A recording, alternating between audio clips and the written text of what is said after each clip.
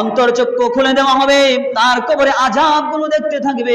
কবরে সাপ বিচ্ছু, কবরটা অন্ধকার, কবরটা আগুন জ্বলতেছে, এইরকম কবরে শাস্তিগুলো দেখতে থাকবে। এই শাস্তি দেখে রূহটা বের হইতে চাইবে না, রূহটা কোনোভাবে বের হতে চাইবে না।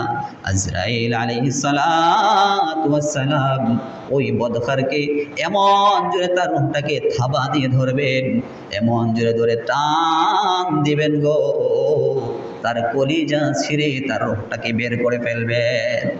কলিজা ছিঁড়ে রূহটা বের হয়ে আসবে।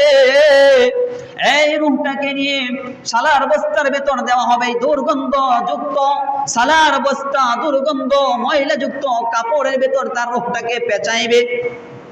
তার রূহটাকে পেঁচাইয়া আসমানের দিকে নিয়ে যাওয়া হবে। আসমানের দিকে যখন নিয়ে যাবে, আসমানের রক্ষী ফেরেশতারা ডাক দিয়া বলবে, প্রথম আসমানের রক্ষী ফেরেশতারা ডাক দিয়া বলবে, এটা কার রূহ?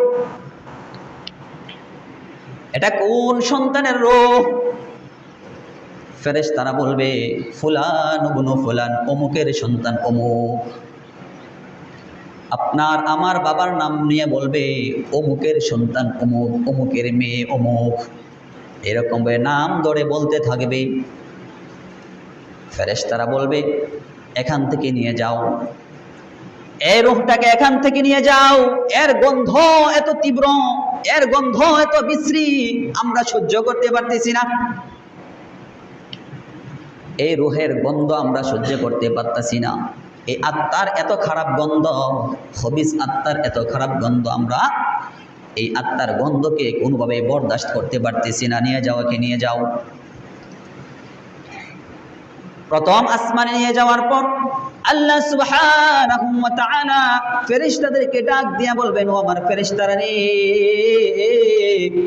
এই পাপাচারী, এই বদকার ফাসিক ফুজ্জারের রূহ আমার কাছে আনার কোনো দরকার নাই।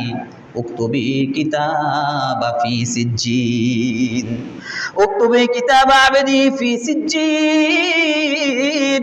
তার আমল নামাটা সিজ্জিন নামক জেলখানার ভিতরে লিপিবদ্ধ করে দাও।